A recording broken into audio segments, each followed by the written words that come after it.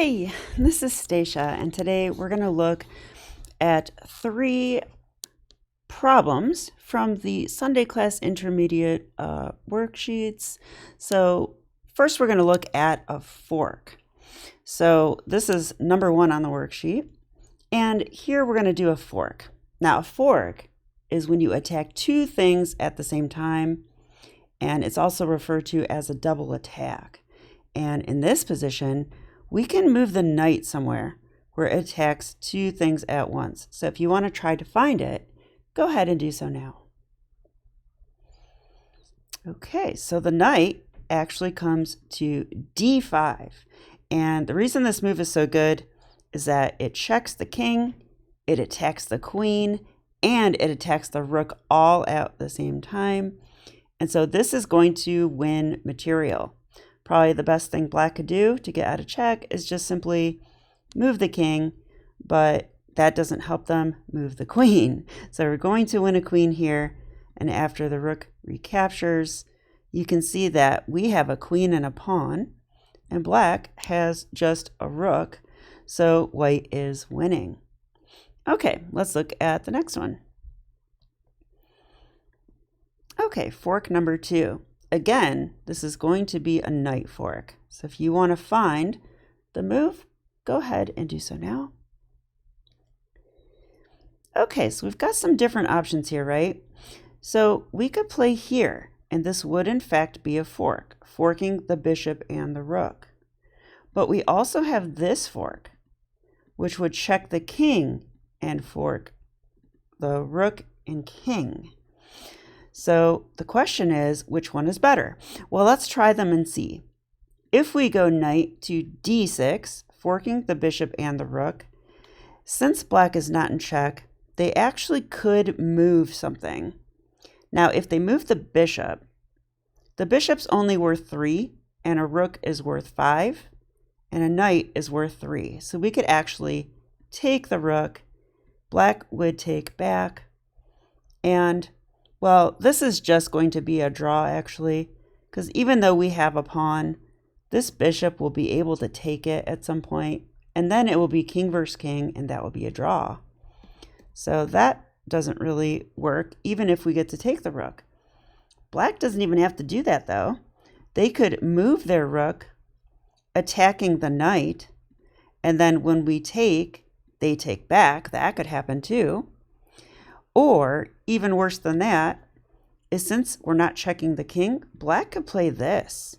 Check. Now they're checking our king. We're not going to have time to take the bishop now because we have to get out of check. And, okay, let's say we go here. Well, now the bishop could actually win our pawn. So that's not going to be good. And if we block with the knight, they could still even play like this, trading everything, and it's going to be a draw. So as you can see, this knight d6 thing is not so good because it's not forcing enough. It attacks 2 things and it's a fork. But now black can do whatever they want and get out of the fork. So instead, let's do this one, knight g5 check. Now this is different. Black cannot play rook e7 check because they are in check. And when you're in check in chess, you must get out of check. So the king will have to move. Let's say he moves here. That does attack our knight, but no problem. Now we get to win the rook. So that is the correct answer for that one.